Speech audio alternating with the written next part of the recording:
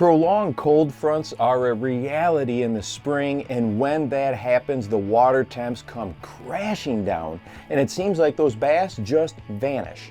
We are in the very early pre-spawn here, and we have had 4 or 5 days in a row when those temperatures are getting down into the 30s and the water temp just plummeted. It dropped 7 to 8 degrees, but from the surface all the way down to about that 10-foot mark, I was still reading that same temp of about 52 to 53.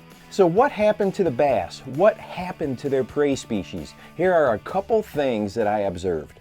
First, the majority of the panfish, which is the primary forage base here, pulled out of that shallow stuff, that shallow brush, shallow cover, and they predominantly moved offshore, and I mean into some huge schools. They were just stacked up vertically from about that 2-foot mark all the way down 10, 11, 12 feet, just piled in a column. And whenever I could find one of these offshore schools of panfish, there were usually bass underneath them at the very bottom of this vertical column of bait, and for the most part they moved around and seemed to act pretty normal.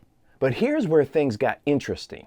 Almost every other bass that I found that was not relating to baitfish of some sort was sitting motionless, and they would be positioned in 1 foot of water, 2 foot of water, 5 foot of water. They acted like it was winter. This particular little bass right here, and I scared it off with my camera before I could hit the record button, but when I first came across this fish, and I wish I would have got it so you could see it, its belly was down in the mud, sitting in 4 foot of water. It's almost like you grabbed that little guy and just pushed it right down into the mud, completely frozen, just like we would expect to see wintering bass in December and January.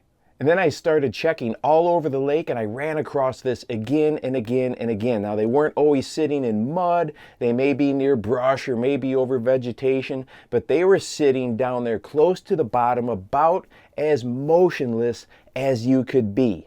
They weren't roaming around within a specified area like we often see on this channel. They were holding tight to whatever they were sitting on. And I also ran across some very pre-spawn bass. They were sitting right about in 1.5 foot of water, and this was early pre-spawn. You can tell by looking at their tails that neither one of them have got those signs of, sores and red spots and, maybe even a little bit of bleeding from that fanning off of a bed. So they are very early in the process, at the point where you would think when we had a prolonged cold snap like this that they would just kind of slip off to another area or get out of that ultra shallow water, but they didn't. They were just sitting right there. It almost seemed like they were swimming around in jello. It was just so slow and deliberate, very much like bass that I have filmed, like I said, in January or February, that same type of slow, methodical movement.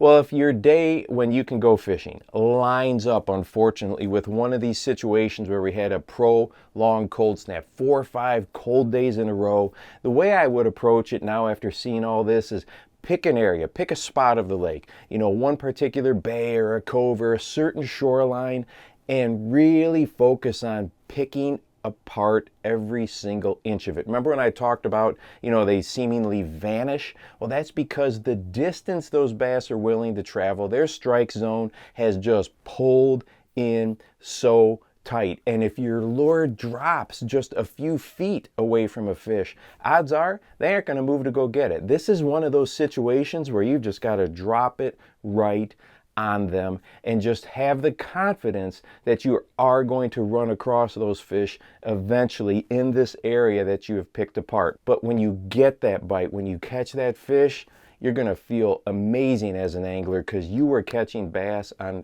a very tough day under extremely difficult conditions. And hey, if you want to watch a video that talks about some criteria or situations that will pull bass ultra shallow, even in adverse conditions, go ahead and check this one out right here. And make sure that you go out and encourage someone today. You never know how you might just change their life. For the Bass Fishing Life, I'm your host, Steve Rogers.